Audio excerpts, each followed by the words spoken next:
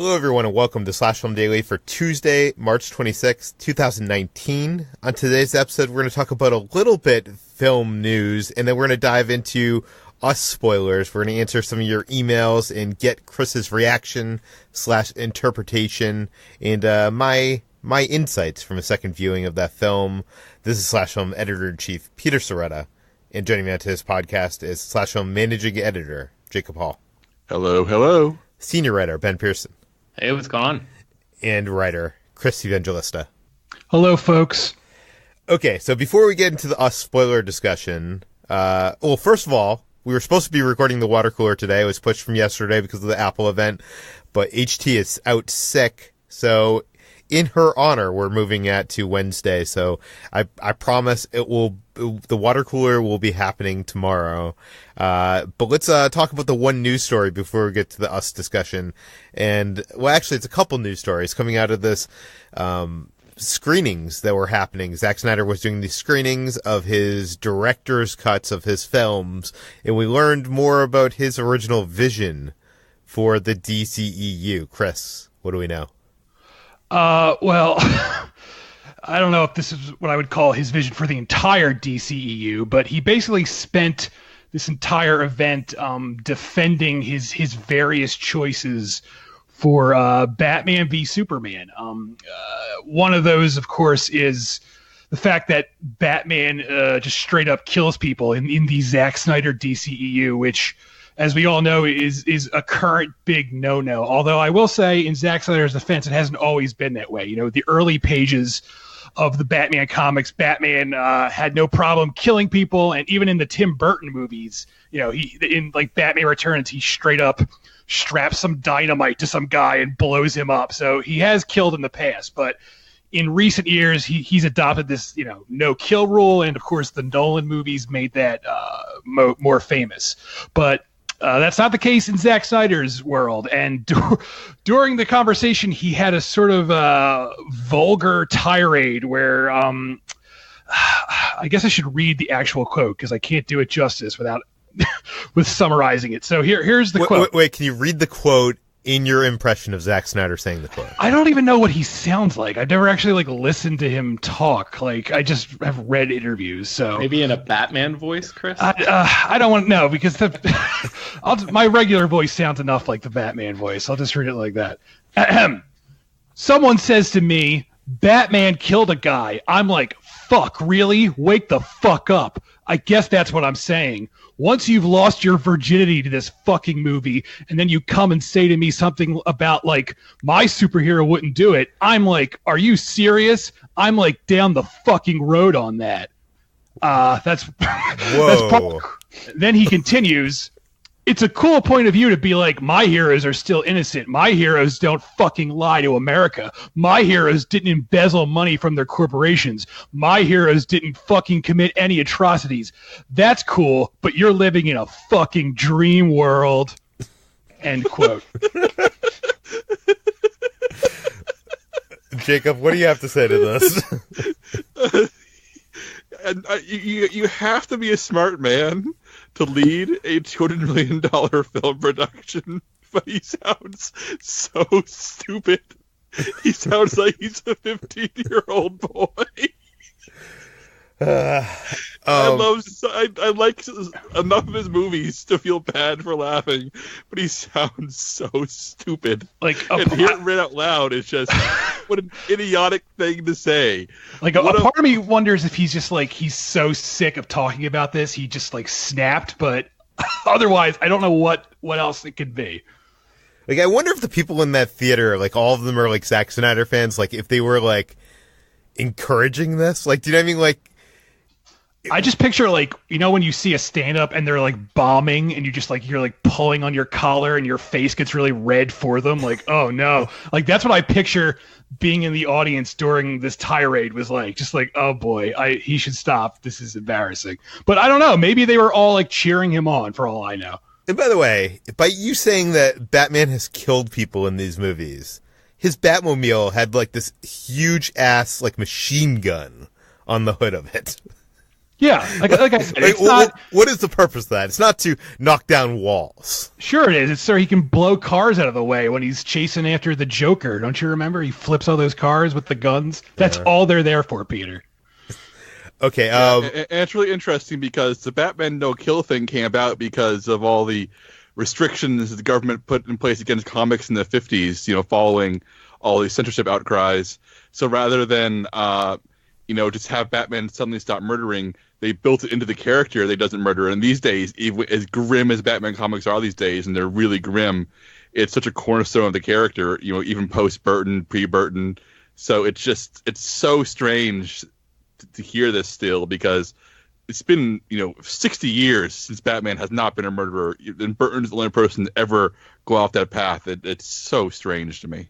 Well, I mean, it seems like Zack Snyder was trying to create his whole other version of the DC universe, and he also made this other quote. He made this other comment about his original plans for that Martha scene. Chris, tell us about it. I know it's almost too hard to believe this. I need to hear it come out of your mouth. This is really wild. So first he went off a little spiel defending the infamous scene in Batman v Superman where Batman is seconds away from just straight up murdering Superman, and then Superman asks Batman to save Martha, which is his mother.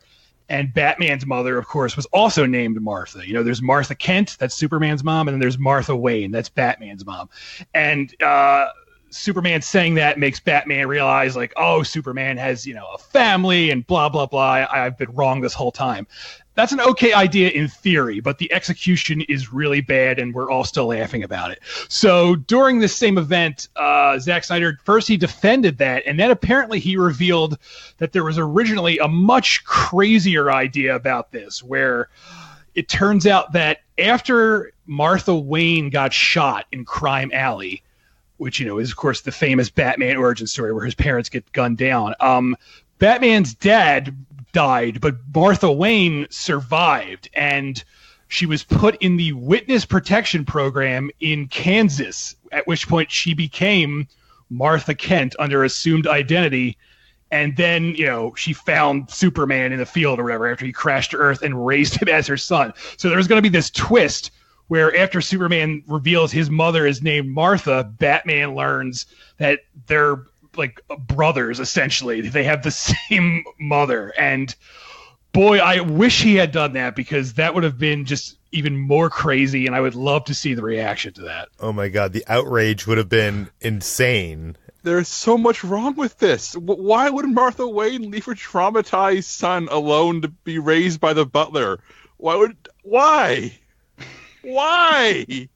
I mean, to give Zack Snyder the benefit of the doubt, we don't know the whole thing because we don't have the script. Maybe in this version of the story, she thought her son was dead. I don't know why they would put her in the police protection program and not tell her son was alive. I don't know. I'm trying to be nice to Zack Snyder. And you wouldn't hear about Bruce Wayne from, all the way in Kansas?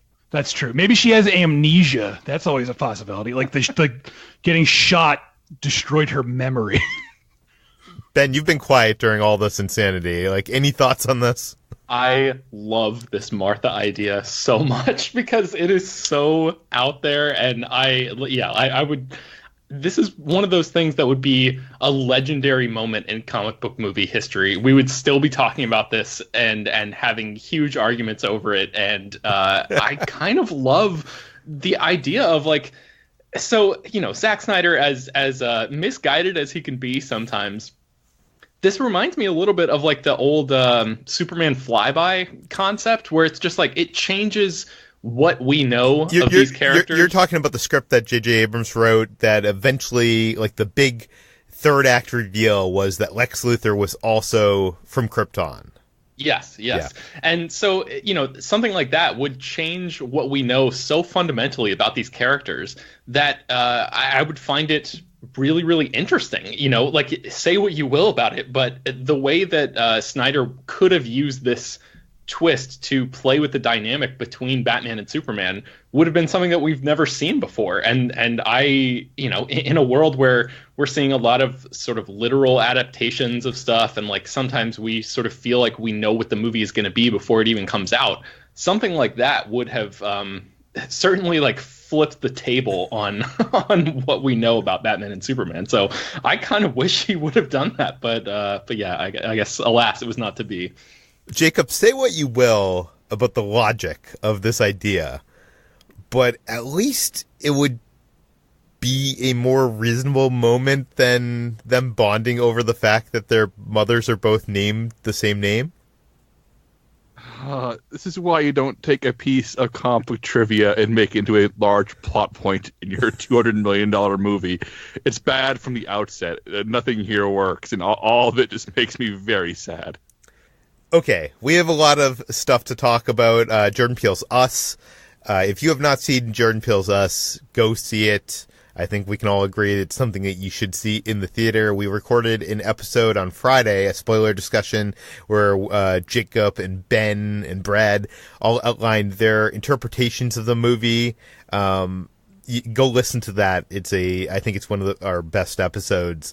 But someone who was not on that so if you're still listening and you haven't seen Us, this is your fault. You've been warned. There's massive spoilers coming up. But that said, someone who wasn't on that podcast was Chris. Chris had not seen the movie at that point. Chris, you have now seen the movie. What did you think? I loved it. I love Us.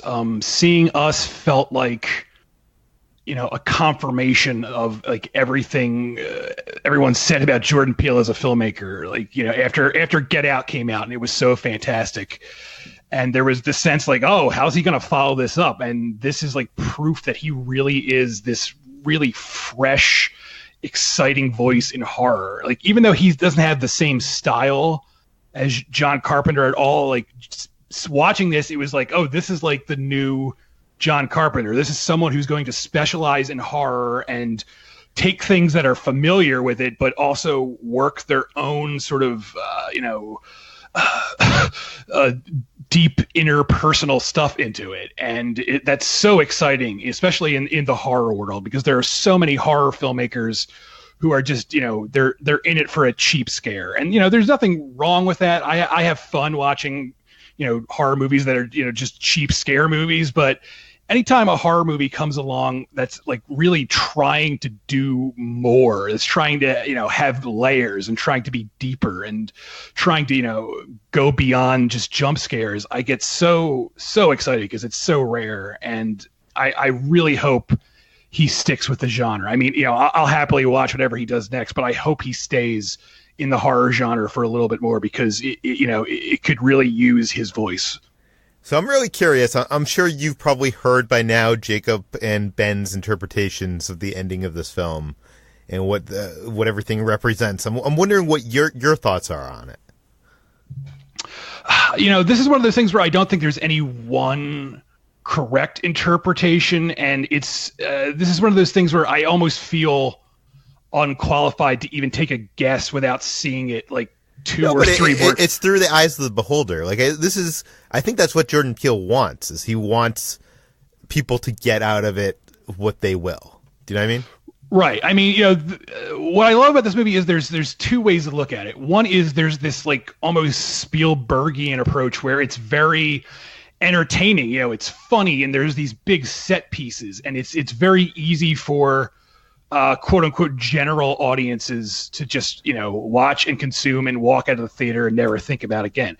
But at the same time, there's this whole extra layer underneath where there's a cerebral angle, and there's a metaphorical angle, where people are literally fighting with themselves, and this whole, it seems like really on the nose, but, us is US, and it's this whole commentary on where America is right now in this country, and people, just people who think they're living their best possible lives, but they're really not. They're in this sort of like, the shadow of themselves that isn't, we aren't who we really think we are. But at the same time where we are, there's this quote from Kurt Vonnegut that's he says, we are who we pretend to be, so we should be careful who we pretend to be. And I thought of that at very last scene where she realizes that she was that Lupita Nyong'o's character realized that she was actually the person she was the tethered from the basement. It's there's just so much going on, and you could look at it as like, oh, it's a neat twist, but you could also look at it as this thing that casts the entire movie in this whole other light. And what I love about that twist is, if you think about it, it's not cheap. It's not just tacked on. If you go back and look at how Lupita Nyong'o's character reacts to the tethered when they show up, she has this almost sympathy for them that the other characters do not. Like, there's that part where she stops the car and she reaches out to the other version of her son, like she's trying to reason with him, where the other characters wouldn't be doing that. And at the same time, there's also, we get this glimpse of this savagery of her character too. Like, when she's defending people, she kind of goes nuts. And these are all these really subtle hints that Jordan Peele is dropping to bring about that whopper of a twist at the end. Yeah, well said. I saw the film for a second time. I went to see it with Kitra in a normal theater with general audience, not like my press screening. And I took a bunch of notes. I wanted to relay these notes to you guys and see if you had any thoughts on this. First of all, in that flashback in the beginning, Lupita's dad is playing Whack-A-Mole, a game about hitting underground creatures and keeping them underground. He's strangely only hitting one hole. I'm not sure if that, like, what the choice is there. Like, does that say anything, Jacob? That, like, he's not going after all the moles, he's just going after one hole. I'm not so sure if I'd read too much into the one hole thing, but the whole Whack-A-Mole connection is something that flew over my head for sure, and that's just some really clever foreshadowing. So I really appreciate that. Yeah, her daughter Zora is wearing this green hoodie that says the word THO. I don't know how you pronounce that, but apparently it's a Vietnamese word that means rabbit. So, I mean, rabbits are all over her and her kids' lives. Like, she has that stuffed animal, and so, I mean, I don't think that's just kind of foreshadowing, I think. I wanted to ask you guys, there in that opening sequence, she is eating a candy apple on a stick, right? And she finds that fun house, and starts raining, and she drops the candy apple. Am I reading too much into this, that there might be something about the Garden of Eden here with the apple? I don't think there are any accidents here. The idea that she's eating an apple right before she has the true knowledge of what America is literally dropped on her, it feels very intentional. Mm-hmm. I'm trying to understand more about the underground. We see that in that last fight in the underground, there is a classroom with desks and a chalkboard, and there's like bloody handprints underneath the chalkboard. What is this classroom used for? Anybody have any ideas? My guess, and please jump in anybody at any time, is that this is where the former researchers conducting tests were maybe trying to train all the tethered how to be human, how to maybe replace people above them or better replicate them. And when it was abandoned, all they had left was a bunch of empty classrooms, which, maybe here's a further commentary there worth talking about, classrooms not being used. That's also loaded imagery. Yeah, Chris, I'm curious, what did you make of the difference between the above ground and the below ground areas? Did you were you caught up at all in the literalisms and the reality of that story underneath? Like, did you have any questions about how that world worked? I actually love how vague it is, and I think the only thing I actually didn't like in the movie is when he stops like the whole thing to have the tethered version of Lupita Nyong'o. I guess it's actually the real version. Give that whole story about who they are and where they came from. Like, I honestly wish that wasn't in it at all. I would rather there was like literally no attempt at explanation, because I think that's more exciting to me. That's more strange, that's more surreal, that's more. See, I agree with you. I feel like giving the explanation opens up those like, quote unquote pothole questions that people have. Like without that conversation, it leaves things just way more open to interpretation. Right, and at the same time, you could also say, like, who's to say that story that character is telling is even true? Like, there's nothing to back that up. We just have her word for it. And as is clear, she's been driven kind of insane from living underground for so many years. So, there's no telling that story she's telling is even true, which would actually be an easy way to say, like, sure, this doesn't make sense, but it doesn't have to, because, why are we taking this woman's word for it anyway? Yeah. Some other things I noticed, the Funhouse, which, by the way, the subtitle of the Funhouse is Find Yourself, which I think is kind of funny. The big storm, causes her to go into the Funhouse, and the power goes out. And this is something I didn't notice in my first viewing of this film. The power goes out, which causes the escalator to stop, which allows the tethered, who would that be, Adelaide or Red, to come up the... I think to keep it clean, we'll just call the version who ends up above ground Adelaide and the version who ends up below ground Red, just to keep it clean. Yeah, so that allows Adelaide to escape and not have to just, run up and the wrong way of an escalator, which it was something I didn't even think about the first viewing. We talked about 11:11. That's on that Jeremiah 11:11 sign. I think Jacob, you mentioned it was on a clock. My second viewing, I noticed that there was a lot more 11:11s in the movie. Like, they were watching a baseball game on TV and it was tied 11:11. She wins her dad wins her a Thriller t-shirt, and that is prize number 11. And the last shot of the movie shows this ambulance going into the mountains, and on the top of the ambulance is the number 1111. So that is definitely something Jordan Peele has put all over the movie. Yeah, and somebody in the reader email has a really fascinating observation about 1111. I can't wait for us to get into that. Would you like to read that one right now? Oh, do you want to jump ahead? Yeah, let's jump ahead, and then we'll go back to my notes. This is Stephen K. Writing in directly to respond to Ben's reading of this scene, where he quoted a Bible verse, and he wants to add a little bit more context to the Bible verse. He says, "You need context to understand the Jeremiah verse. We've abandoned progress and reverted back to the sins of our forefathers. Capitalism is becoming feudalism, and justice is swinging back towards the early 20th century. My take, Trump is a symptom, not the subject." And of course, the Bible verse was about chaos and the great punishment coming, and the idea of the Jeremiah verse initially being about Old Testament God rearing up to strike down society for abandoning his ways, whereas this is a movie where taking place in America that is sliding away from democracy when a great tragedy and chaos strikes it. It really feeds into Ben's reading of the film in a way that I found incredibly chilling, and a very astute observation from Stephen here.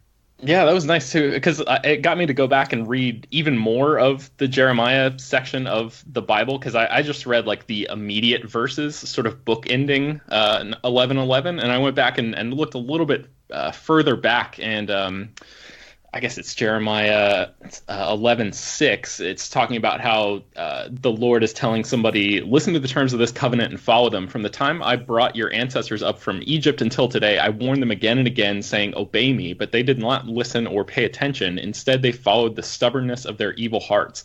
And I thought that actually sort of read into, or sort of played into Jacob's read a little bit as well, with like the idea of the tethered representing Americans who just sort of turn a blind eye to a lot of this stuff, a lot of these issues, and following, just putting your head down and not listening and paying attention when the answer is presented to you. I don't know. There's a lot going on with this movie, so I feel like there's a ton to be read into pretty much every aspect of it. And by the way, rewatching this movie with both of your interpretations in my head, I did notice a couple things. Like, there is the whole argument. The family is having the argument over, who had the highest kill count in the family, which to me seems like the most American argument ever.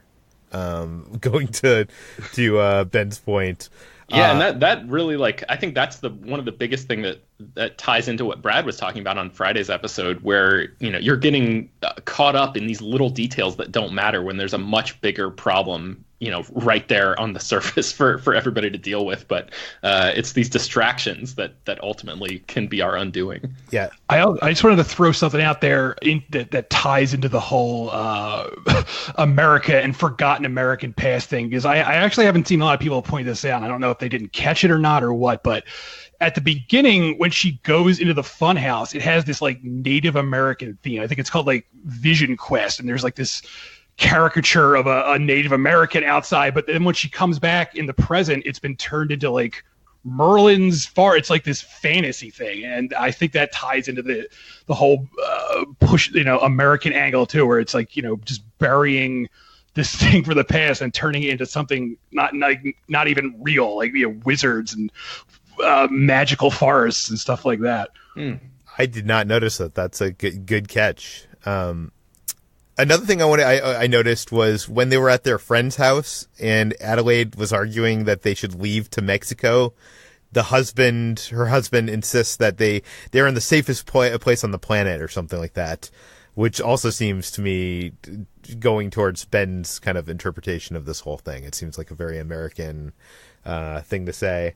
One other thing I noticed, I mean, I did notice this the first time around, but I don't think I took any meaning into this, but the opening of the text of the film, where it's talking about the underground tunnels, it ends with a line that says, like, many have no known purpose. And then the rest of the text disappears, leaving just that one line. And I think if you read that one line, that also is something, obviously that speaks on different levels to the themes of this film, which I thought was kind of interesting because, obviously it's not just talking about the tunnels. And the idea if that's how people view a certain segment of society having no purpose, not being useful to the machine of America, not being a player, something to be ground up and used. It's really chilling when you actually take it in that context. Yeah. One other thing I did notice the second time around, actually, no, I didn't notice this. One of my friends pointed this out, pointed out that Red is the only one of the tethered who can talk. And that's kind of cool because that's a very good clue into the twist of this film. And even Adelaide tells Elizabeth Moss's character on the beach that, quote, I'm not good at talking. So, I mean, it's just like little hints, but I think that's kind of fun. The other, Chris, I'm sure you noticed this one. This one was kind of like a horror Easter egg, but the dad mentions on the Santa Cruz boardwalk that a movie is being filmed nearby and like tells her to like, maybe she could be an extra. And this scene is taking place in 1986. And at the time, The Lost Boys was being filmed on the Santa Cruz boardwalk. Yes, I did actually catch that. And I thought that was fun. Yeah. One other thing I didn't notice first time around is I was aware that the tethered all wear those gloves, but I wasn't aware that they were wearing the gloves on their right hand, just like Michael Jackson, just, the person who was on the shirt that, Red, I guess, won? Yeah. Red, yeah. They're all wearing red jumpsuits like Michael Jackson famously did in many of his appearances. True. That is, wow. I did not figure that out. But one last thing. Adelaide's smile at the end of the movie where she looks over to her son who's sitting in the passenger seat and she smiles. Chris, I think you mentioned just a few minutes ago that was her realization, or I've heard many people say that that's her realizing. And I'm wondering, what do you guys think? Like, is that her realizing, or what does that smile mean? I mean, it has to be her realizing just by the nature of film editing. I mean, the way Jordan Peele cuts it is that it's her face, and then it cuts to the flashback, and then it cuts back to her. And if it wasn't supposed to be that, then it would imply Jordan Peele doesn't understand editing, and I don't think that's true. So I do think it's her realizing. Whether or not that means she's just like suddenly evil now, I don't think it's implying that. I think it's more like she's just realizing who she really is and just, being okay with it now, because in the end, she won. She still got away with it. I disagree with Chris here. I feel that smile is definitely a victorious smile. It's her realizing that she's gotten away with it. But it's it's also her getting away with it, having known the entire time. I mean, she's not good at talking. We see her going through therapy, learning how to talk again, and how to learn how to essentially be a fully functioning above ground human. And if you go back and rewatch all the scenes earlier in the movie, like of course I've only seen the movie once, so please correct me, Peter. The scenes play out in a way that make total sense for her to have known everything. Of course, she's going to keep her secret, but the scenes between Adelaide and Red play very much like a woman who's extremely guilty and afraid that her guilt is caught up with her, as opposed to a woman who's just terrified. And Red's actions are very much that of a woman scorned out for revenge. So I really feel like the final reveal isn't just a twist on the face of, oh, she's been tethered this whole time, but the reveal that everything we've seen her do, her terror, was not born out of just being, randomly assaulted, but terror out of knowing that her past is caught up with her. This is really interesting because I find I land right in between both of you. I feel like she had like a subconscious knowledge. Right, that's where really she does mention early in the film that she remembers this encounter with someone that looked like her in that funhouse.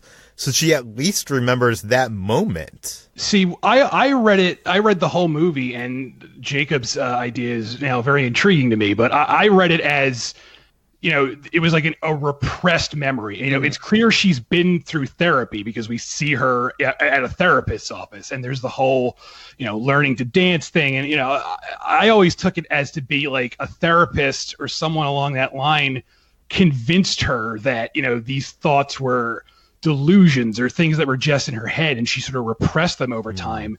And this huge traumatic experience through the movie triggers the real memory, and that at the very end she finally realizes what she's been repressing the whole time. That's how I interpreted it. Yeah.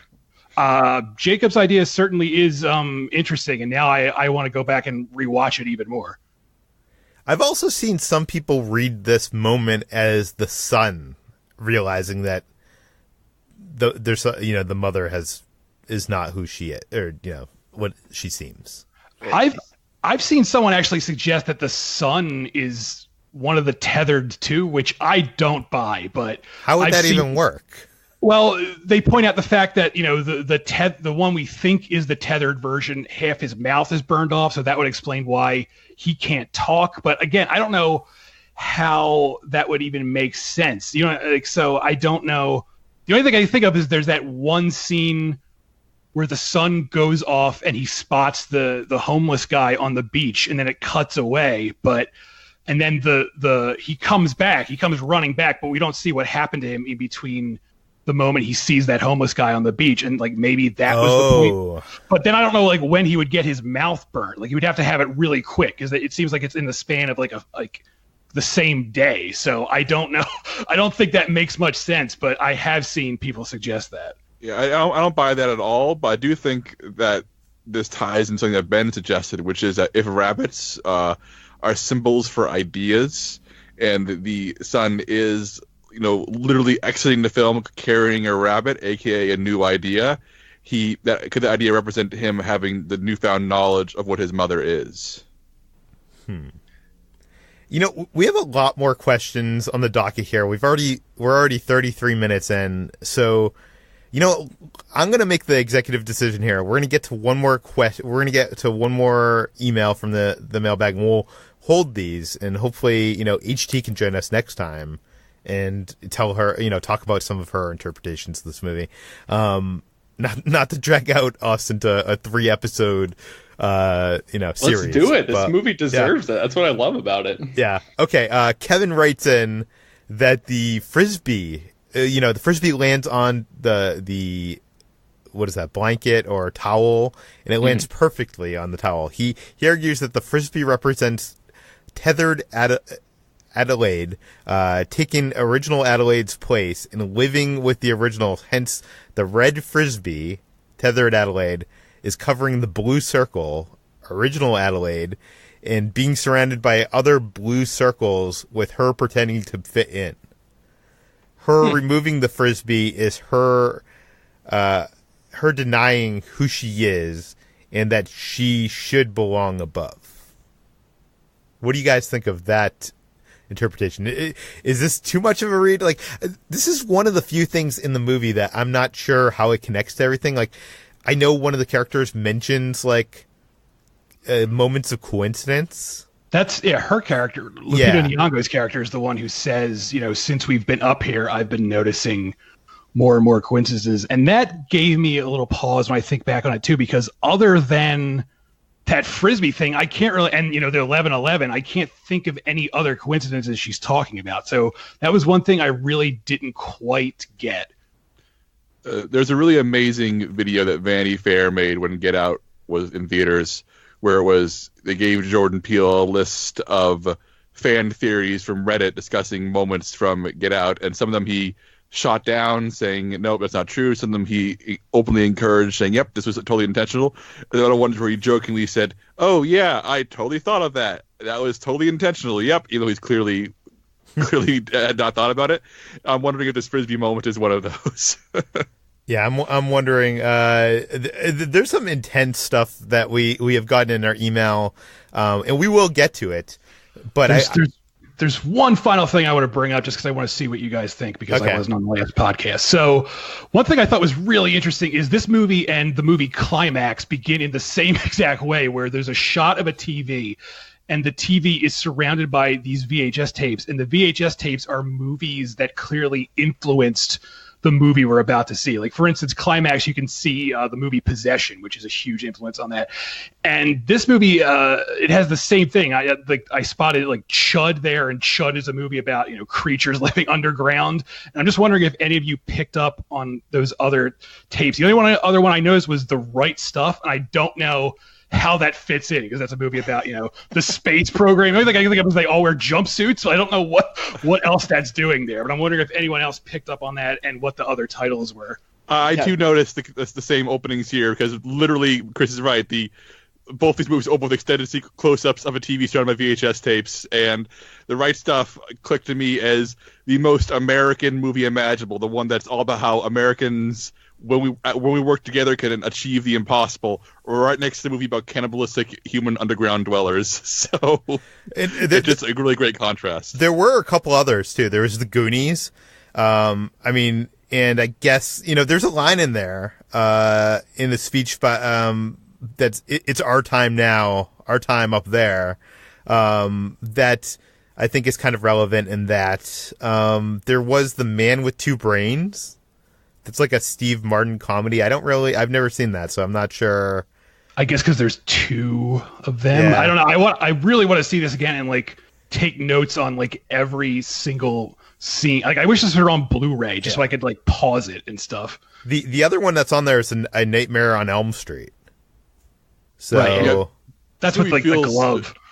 And there's so much Craven influence. Wes Craven is all over this movie, and so it just makes sense as a tonal influence. Yeah, but I want to hear more of your emails. So if you have some interesting theories or notice something that we did not, send them to us at peter@slashfilm.com. That's peter@slashfilm.com. And we hopefully will get to all these emails, when there's a slow news day, and we can, geek out more about us spoilers. We really enjoyed this movie. Hopefully you guys are enjoying us talking about it.